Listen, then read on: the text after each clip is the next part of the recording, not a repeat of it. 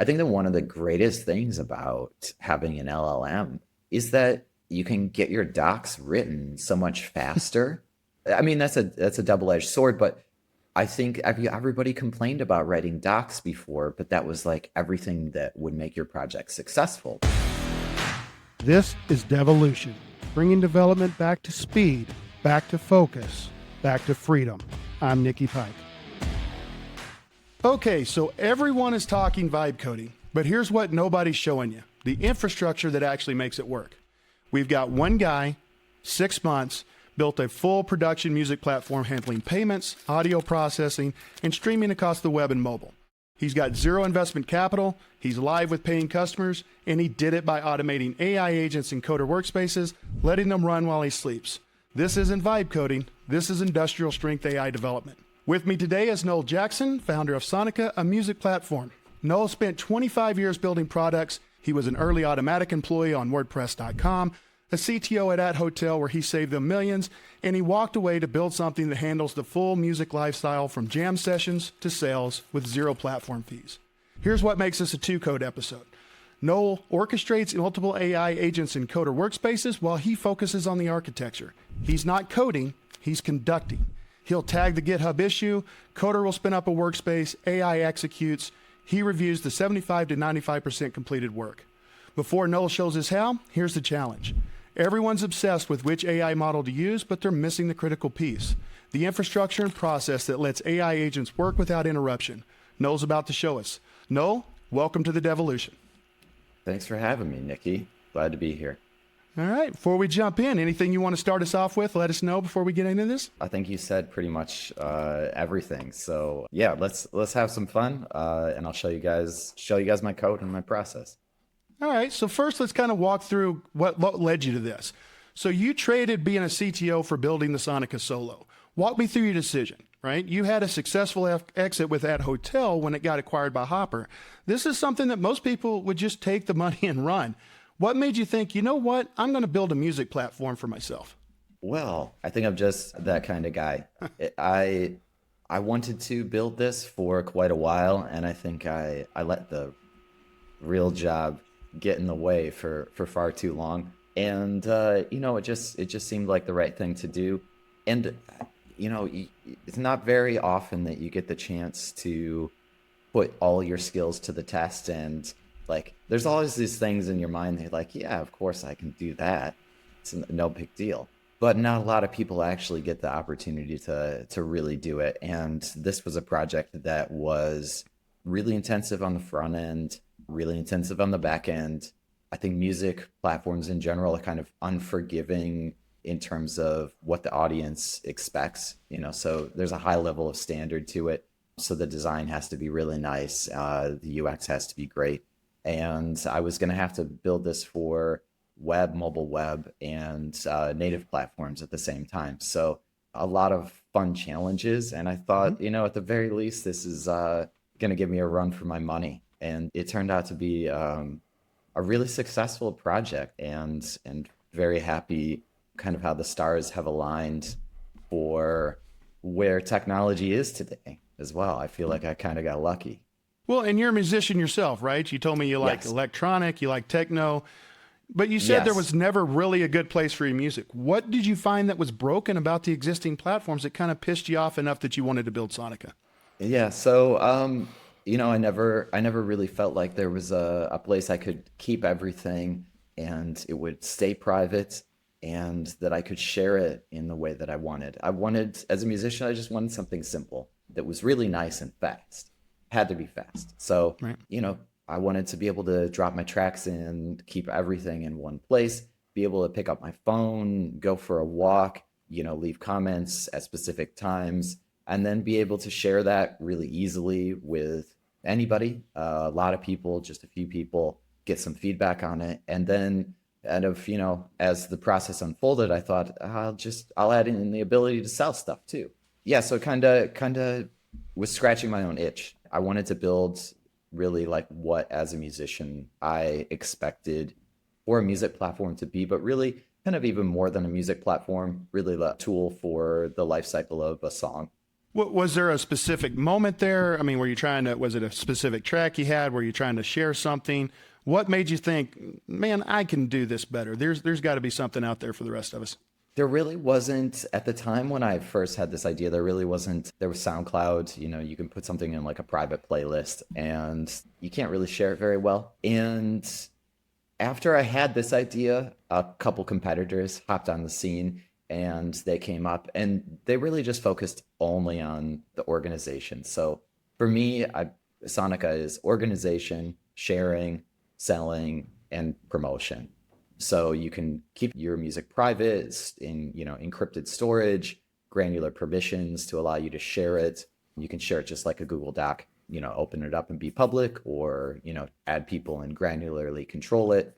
And then, check a box to sell it. And then your profile can act as a website for yours. So there's a blog, there's a link tree feature, and you can put a custom domain on the profile to be able to make it your site and, essentially promote. We have some other promotional tools in progress too. And so, yeah, there really wasn't anything that did that. And the competitors that came on the scene, I really saw that they were definitely VC backed companies. Mm-hmm. And I didn't feel like they were catering to artists in the way that I would like. And the tools didn't do what I thought they should. Well, that's how a lot of really good ideas start. And you called this was a selfish project. I wanted something for myself. I'm going to build it myself. But man, you've got paying customers now. Other people are seeing a lot of value in this. When was that moment where you're like, okay, this is for me, but hey, people are going to like this. This is something that may disrupt the industry a little bit. Really tried to talk to as many people as possible to validate the idea early on. I do feel like it was a little bit harder with this than some ideas because of the breadth of features that you kind of need to have to please people with a music platform. So it was harder to just develop like an MVP and go and get some, quick validation off of a marketing page. But I did have a lot of groups online that I'm in, that I was able to get some feedback early on about the idea and the concept. And I think that, kind of unanimously, people were like, if you can pull this off, it's great. I'd love to have something like that for my songwriting process, for being able to, control my sales better and make a little bit more. And yeah, so I think, the validation was there. And then most recently, launching the platform, got really good response in the early beta. There were probably about 10 people using it, and I saw that they were adopting it really fast, and they're creating a bunch of albums, uploading a bunch of music. It's very, very fast and easy to use, which was great. And, in the past, so we've been online for about 2 months now, and we've got over 200 users. Last weekend, we did a lot of music sales, which was great. So things are picking up really fast. So, I'm seeing little by little, it's validating itself, and yeah, I'm working on that distribution. Well, some part I don't get about, you mentioned that competitors were coming in and that these competitors were kind of aimed at, mixing engineers and producers. It was kind of upload, get feedback, you delete it. Music is nothing new. I mean, you think we would understand this life cycle process for music. Why do you think that nobody else has nailed this full life cycle, first note to first dollar, in a way that really works for artists?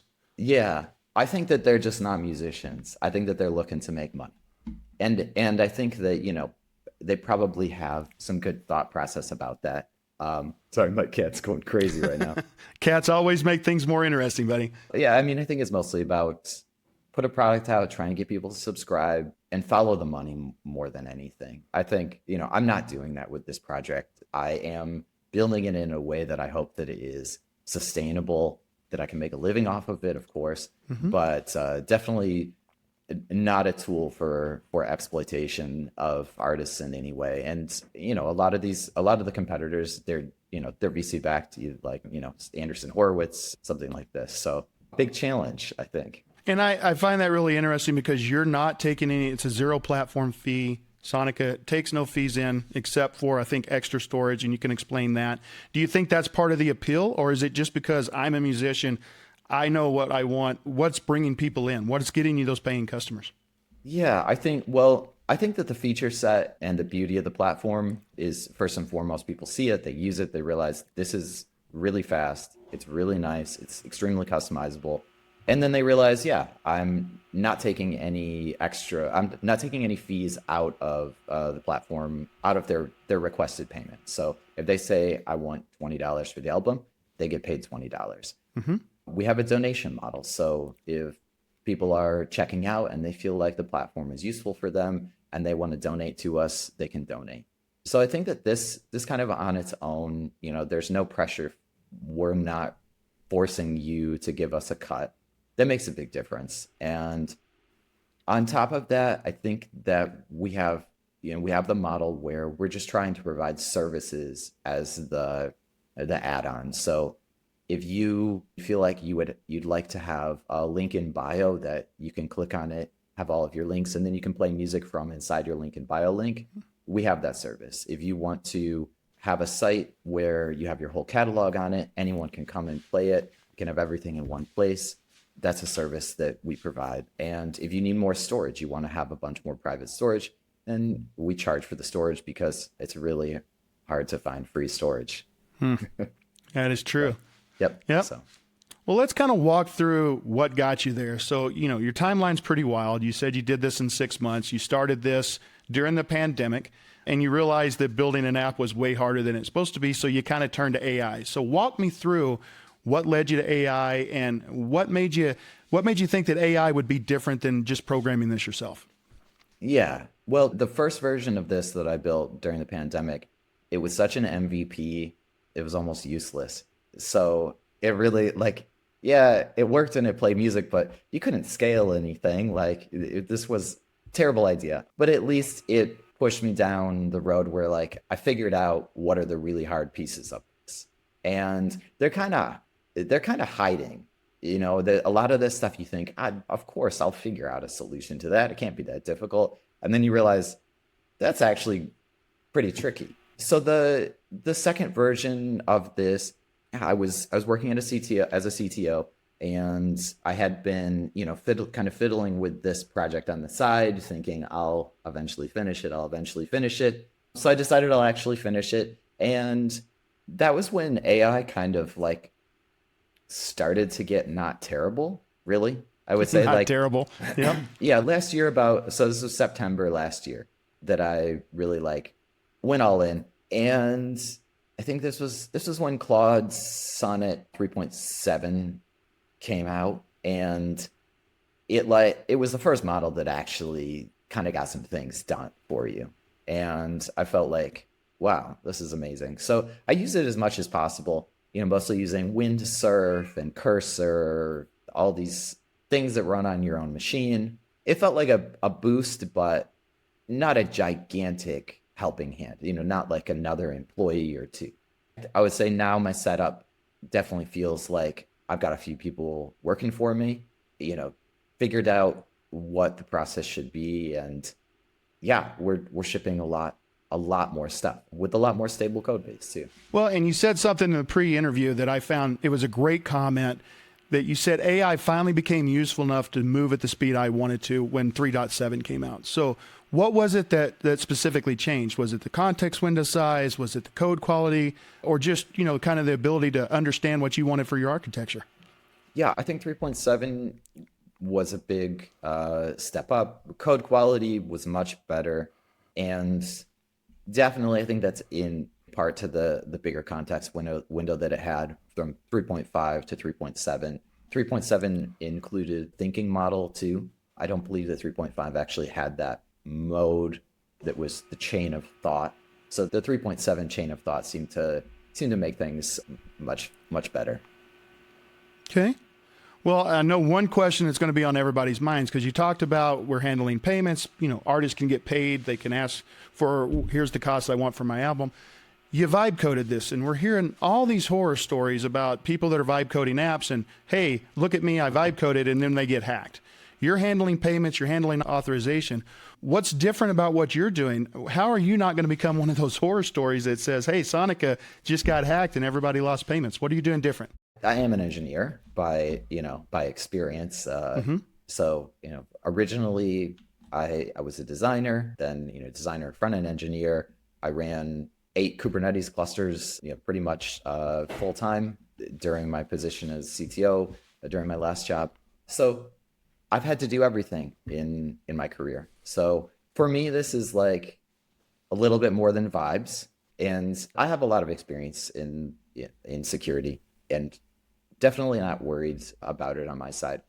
That said, I do have prompts in the workflows to review these types of things. Once you get the foundation down, you're much safer, especially I think in this kind of non-experimental type of application. We have lots of new features, but they all follow, I think, some patterns that are pretty accepted in the industry.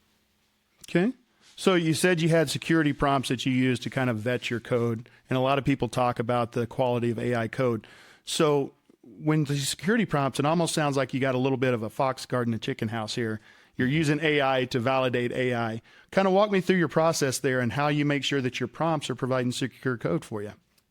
Yeah, I think that's just the work that you do now, right? So I think whatever the context that you can give, so you just have to build up your prompts in a good way. So, if you want to go and review the security for your auth system, or for how your database is accessed, for how your CDN files are accessed, go do some research, figure out what questions you need to ask, make sure that your prompt has what it needs in it to get the job done. And then go look yourself, put in some elbow grease and check it out.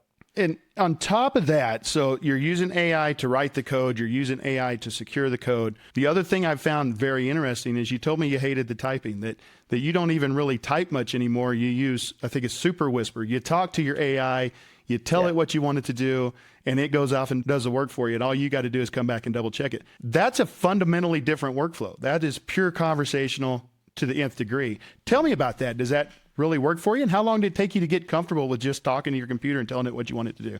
Yeah, I think that it's great. For me, one of the biggest things with these new models that actually do have some chain of thought to them, that do a little bit more thinking, and they can run unassisted for quite some time, that if you give them enough context and you let them run, they do a really good job.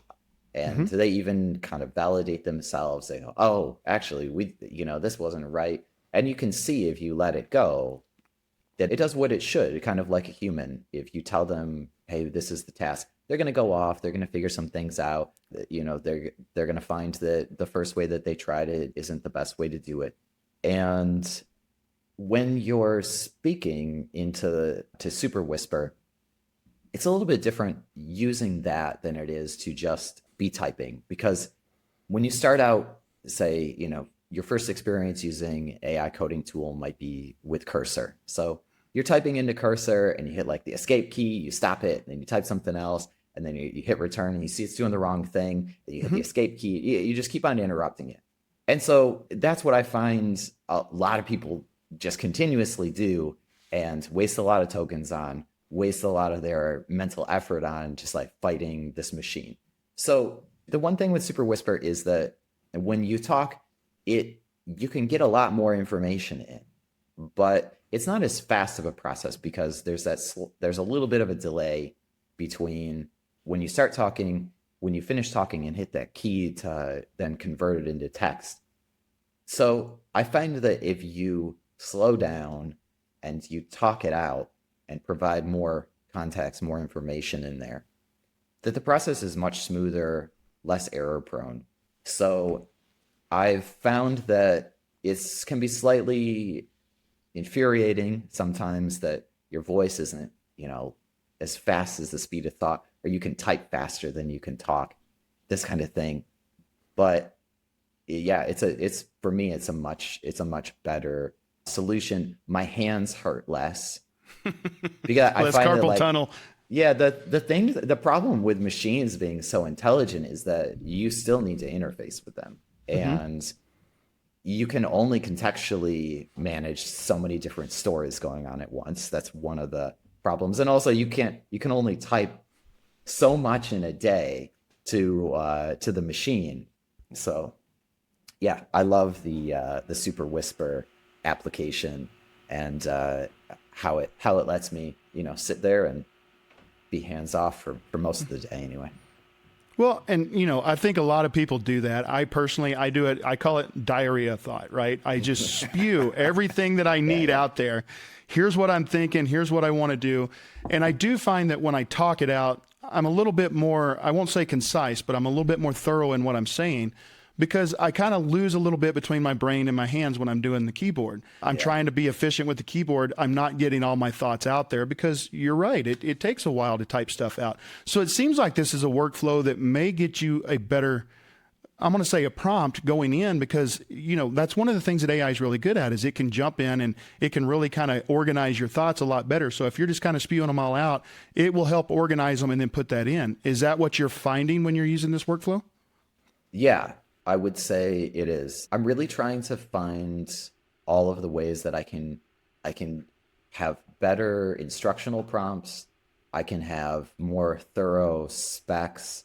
And when I do that, when I put in the time to do that, I do get better results out. So just the past few weeks, I've had some, really intense features that probably would have taken me weeks before get done in 1 or 2 days. And most of that, I would say 80 to 90% was done unassisted. Just, let something go and run and go to town. I even had one get so far as to understand that it was inside an isolated environment and that we would need to expose a new service, and that WebSocket server that was in the spec that it made needed to be exposed. And the only thing that it needed me to do was restart the workspace for it, which was pretty cool. So I think that it is paying off. I'm just trying to think of more ways that I can, give it more context, give it more tools, and better, more specific instruction about how to work. So 80 to 90% completion unassisted. I imagine there's going to be a lot of people out there that are going to call bullshit on you, Noel. They're going to say, hey, we've tried AI and we're not getting anywhere close to that. What are you doing differently with AI besides just talking to it to make sure that you're getting that, 75+% that you're getting when you're trying to generate code? Yeah, I mean, really, it's just running it so I use coder.com, and I run a self-hosted environment, and I run all of my issues in a separate workspace and let them run unassisted. And I think that that's probably the difference. I think that most people are using LLMs as fancy autocomplete, and I think it really depends what you're doing. I do spend a lot of time on specs as well, right? So I'll dedicate on a feature, a few hours. I'll look through the code base. I'll try to actually, do a few iterations of a spec before I have the machine start to work on things. And on top of that, I try to provide detailed instructions to use. This is something new for me, but it seems to be working pretty well.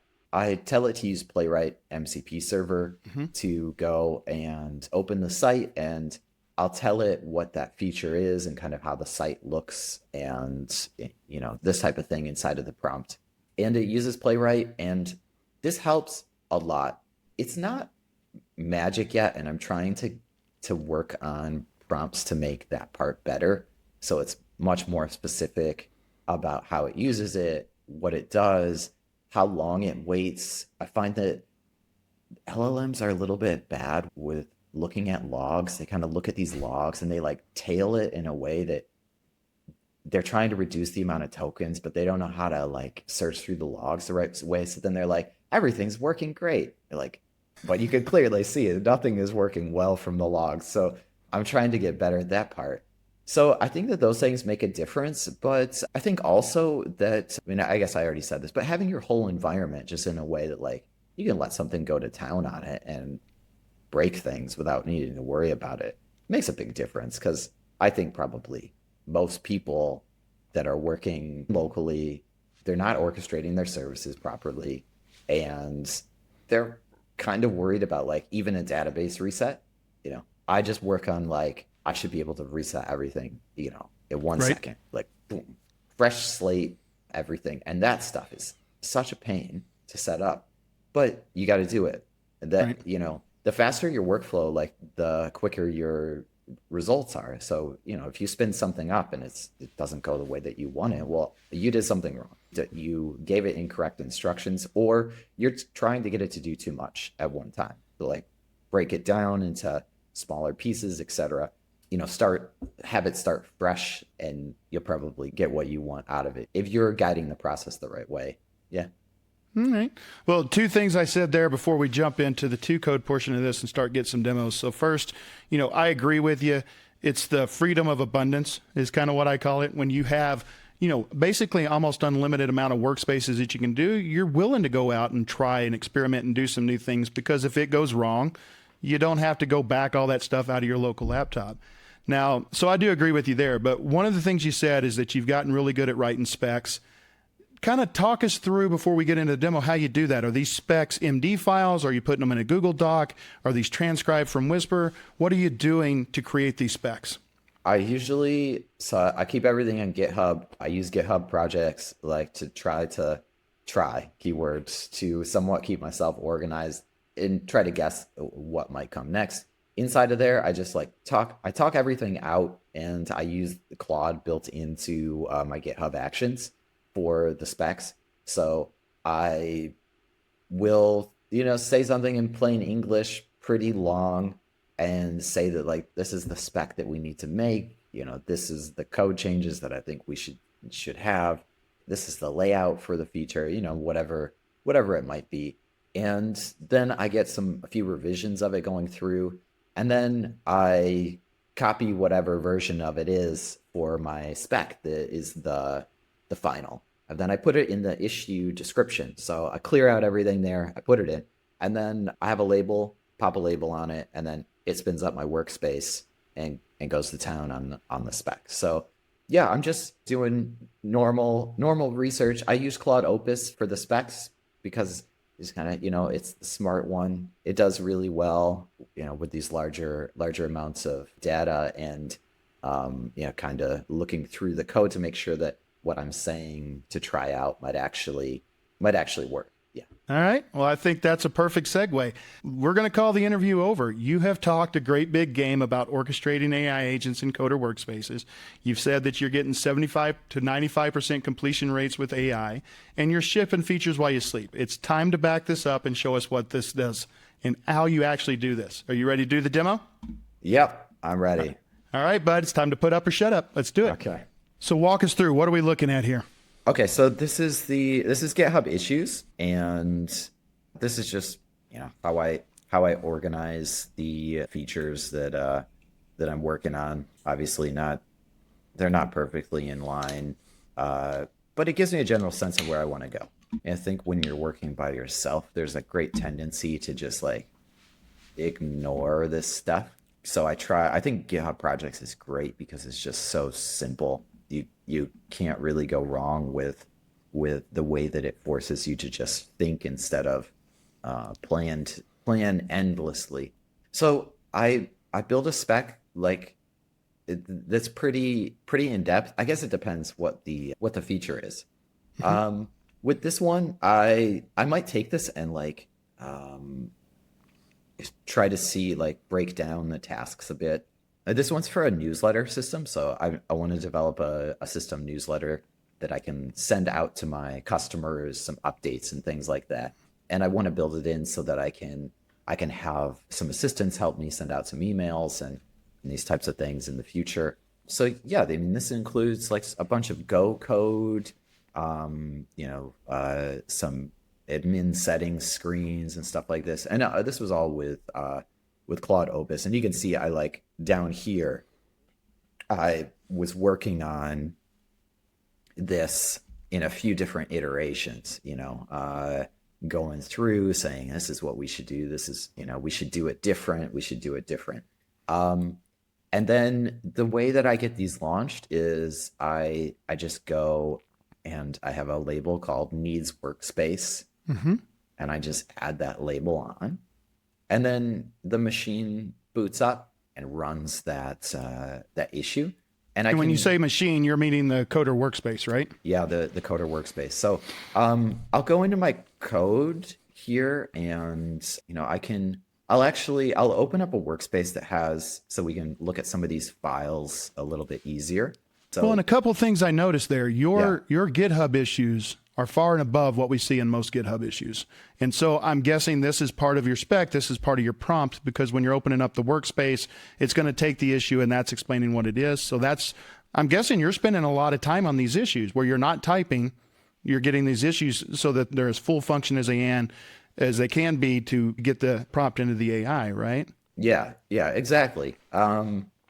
I think that, I'm always a big proponent of documentation. Mm-hmm. And I think that one of the greatest things about having an LLM is that you can get your docs written so much faster.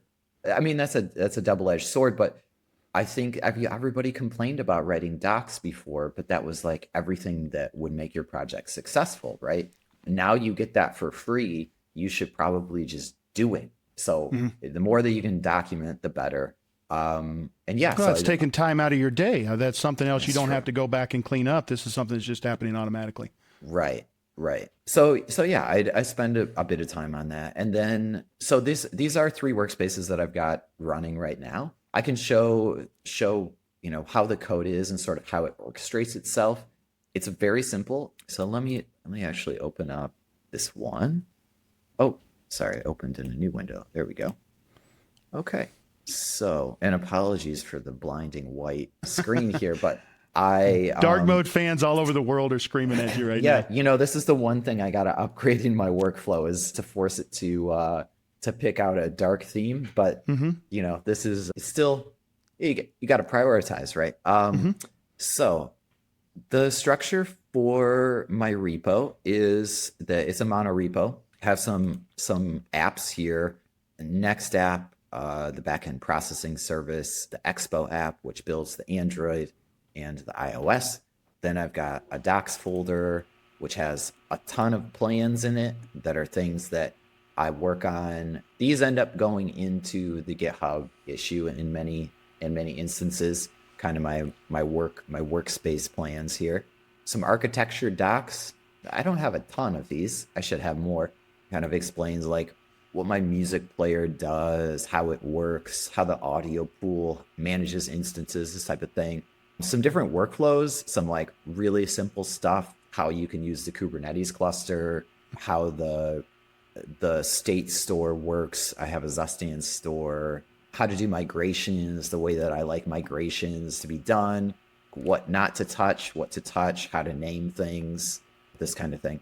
So let me stop you there a second. So Yeah, you've got something that kind of explains how to use Kubernetes. So I'm guessing you're deploying this on Kubernetes. Are you using AI as kind of your platform engineer as well to help bring up Kubernetes pods and things for your application?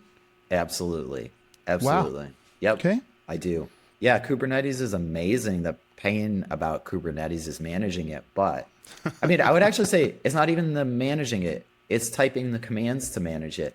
And AI is amazing with it. So if you have a good layout, yeah, it just works. So these are my infra files here. And Okay.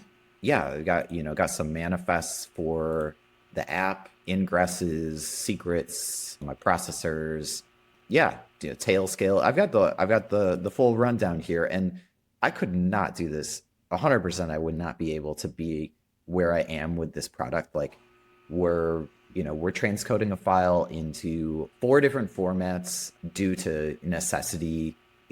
We have auto scaling workers for all of the audio processing for the app, for everything. We have auto scaling based off of the number of items in the queue that are from Redis. So yeah, definitely we're using AI for all of the infra.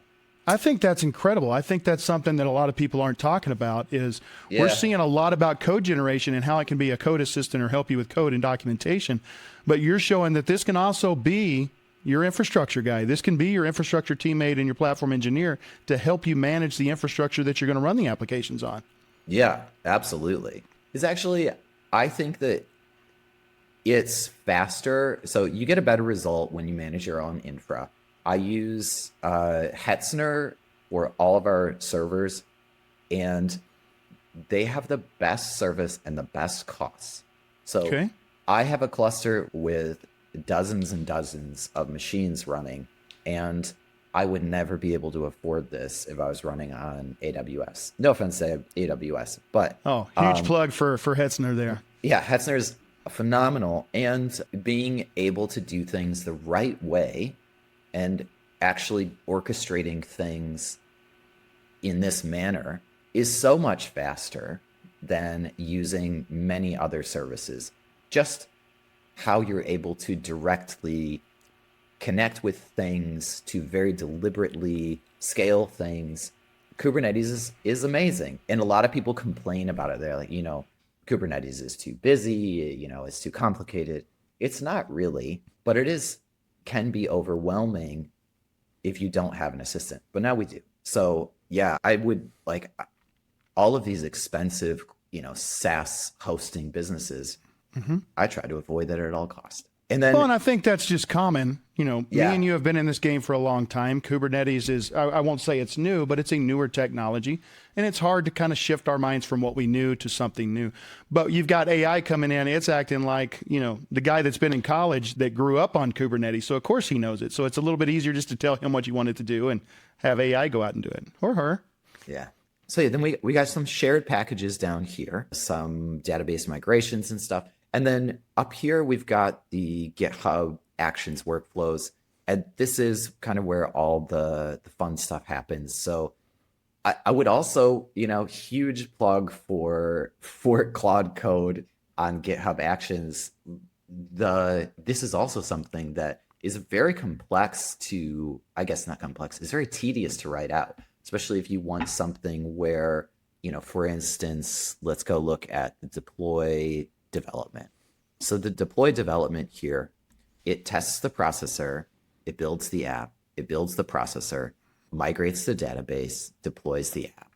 And all of these steps in here have checks on each other. And, when you're adding more services, when you're trying to make sure that these things are checking each other, before writing this was a little bit tedious and frustrating, but now I have a pipeline that, if any of the tests aren't passing for one of the service and it has the dependency, it fails, and I feel really safe being able to just, push code. So this is how you get to that. I can do things while I'm sleeping. AI never sleeps. I'm getting it to do things for me. It's because you took the time to set up a proper workflow for both yourself and AI. Yep. And please correct me if I'm wrong here. And now you spend your time working on GitHub issues, which include your specs. You're working on architecture. You're working on, where the forward plan, what the roadmap looks for this. You're putting all in AI. AI becomes your implementer. Yeah, absolutely.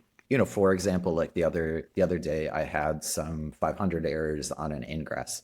I didn't know why these errors were coming, where they were coming from. I had some alerts coming through from Prometheus, and so I copied the error and put it into an issue. Said, "Hey, look at the cluster workflow," which I'll just open it up over here. Cluster workflow right here, cluster.md. I won't open that one up on the screen.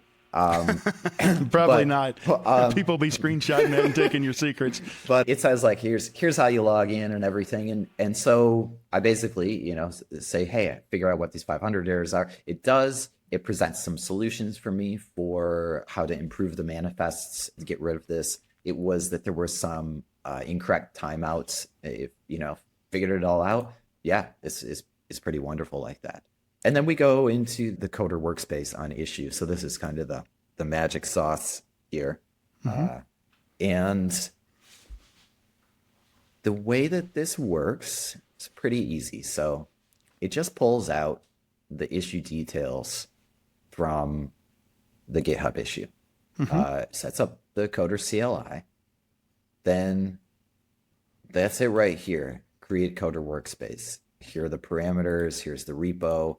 And then here's part of so I have two places that this kind of touches, and I'll show the other one because I've kind of migrated away from using the agent API and the Claude Code web plugin for Coder and using Claude Code inside a TMOC session instead.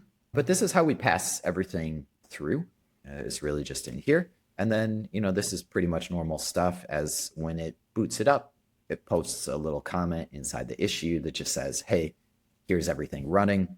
That's that part. So then we get into Now, are the you using AI to help write some of your pipelines? Or are you using it to help write your GitHub Actions?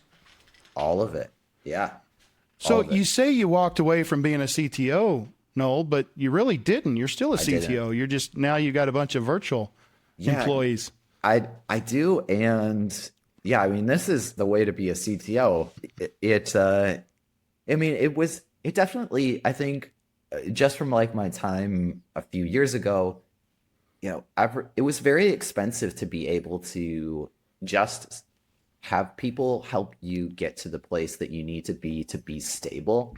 So, like for me, for this project, it's running on Kubernetes with the full open source Grafana products, right?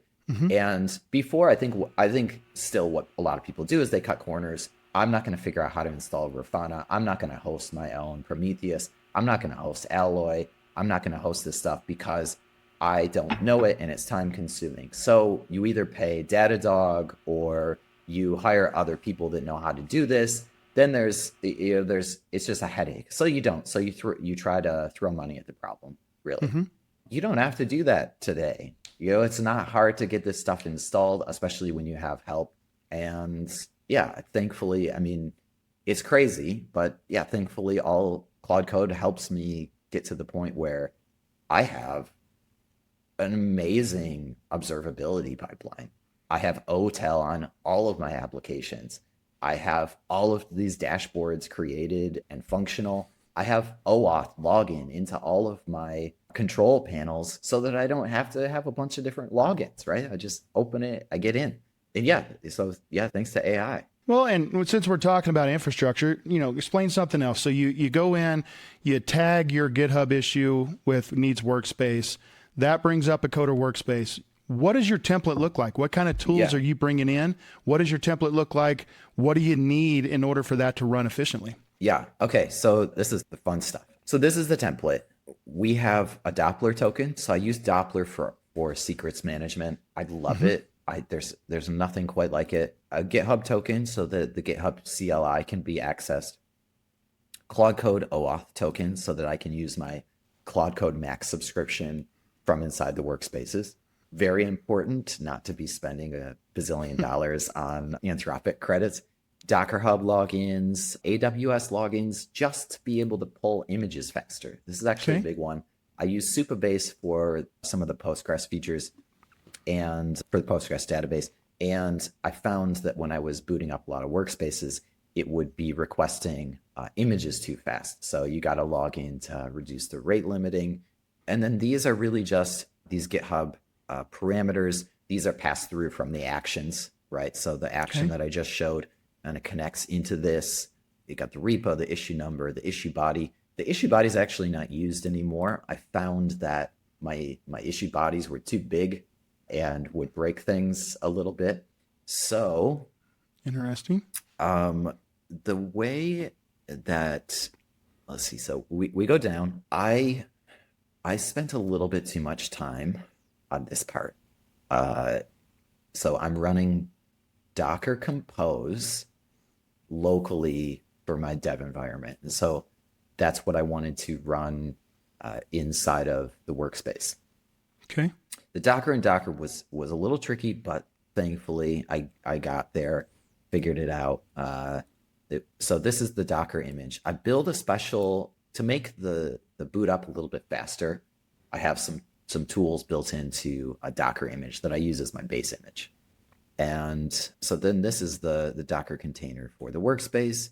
And you can see these are the environment vars that it'll pass down. I'd use sysbox run C to be able to do the Docker and Docker. Ignore the lifecycle changes so that you don't get any errors shutting down. And then, see. Yep, coder agent. So this is the coder agent. Yeah, see your Claude code prompts and all that stuff in there as well. Yes, we've got this in there, right? And then get some shutdown scripts, startup script, and then I will dig into those scripts a little bit. Again, mostly just exporting the same things over and over again, just to pass them through properly. And then these are the services. So I have my app, which gets exposed through the ingress. This is my API that gets exposed. The API admin interface, WebSocket server, and then I have the code server to be able to run VS Code, and then I use the Claude Code module here, but I actually have commented out the prompt, so I don't use the Claude Code web except for the install. Okay. I find that I hit the escape key too often for that interface, and I like to have, as you can see, some things in Tmux down here. And then Now, a quick question for you. Have you Yeah. looked at like coder tasks rather than installing the web module? Have you looked at coder task and using Yeah. that as your interface? I have. I still like having the access for the session and being able to being able to run it, and then when you get to the end and you go escape. So if we go escape down here, and then you essentially, instead of letting it compact, you just like go up, right? And you go back. That's really helpful for me. And I haven't found a way to do that. So that's kind of my issue. All right. So then the scripts for this are pretty straightforward, actually. So I've got one script here. This one actually just helps me push my template. So not anything really fancy in there. It just lets me push my template a bazillion times as I'm updating it and testing the workspace template. And then I've got these scripts in here. This one's the fun one. This is Claude getting started, and you can see I've had like enable Tmux Claude, yes or no. I've been testing out different ways of working with this. This sets up the proper settings file, so it copies over the settings.coder.json into the settings local. So if we go ahead and look at that, you see that it just like allows it to do almost everything. Okay. Almost. I still trying to make my whitelist work really well. And then this checks the services to make sure that they're all healthy, that they're starting up properly, looks at Next.js, and then installs the proper user ID, this type of thing. And then here we go. So I have two prompts essentially. I have one that's the first run. So this is you're starting work on this issue. The services are ready. Read these specific things before doing database work. Here's the GitHub issue. Go use the GitHub command line. Go read the issue. Then start working on it. Gotcha. So through all of this, it's basically just go use your tools and work on it. And then I have a file that's a dot file that's a marker. So the first time it starts up, this file is created. And so if it's restarted, the workspace doesn't do anything. So it has a different prompt. Nice. Very nice. Yep. Well, tell you what. So we've seen your process. We've seen what you do to code. Show us the website, buddy. What does Okay. it look like? Yeah. All right. Well, here, we can see so this is one is going to still be, running off of the dev server itself. And I'll do two things at once just to, you can see that this is kind of like a real app with the logs coming through and everything. There you go. And so we've got, a home page, music files on it. Can view the track, leave comments, play the audio, and so go back here. You can see, it's all the dev server running. It's a beautiful website, Noel. You can tell that you've done UI in your past. Thanks. Yeah, you can go in, pick out a color that you want, change it to your color. You want to, pick grab some songs, you can just drop them in here, click upload, and they should start going through. Yeah, that's the process. Anything else you'd like me to show you here? No, I think that's it. I think this is enough to get people interested. We're going to go ahead and end this out. I've got 2 more questions for you, and then we're going to call this good. So first, we end every episode with the same question. You started as a designer back in 1998. You became this jack of all trades, which you said was terrible for a long time, but more recently has become a really fantastic thing for you. So after 25 years of building products, and with teams and solo, what does it mean to you to be a coder? I think being a coder, to me, you're serving humanity.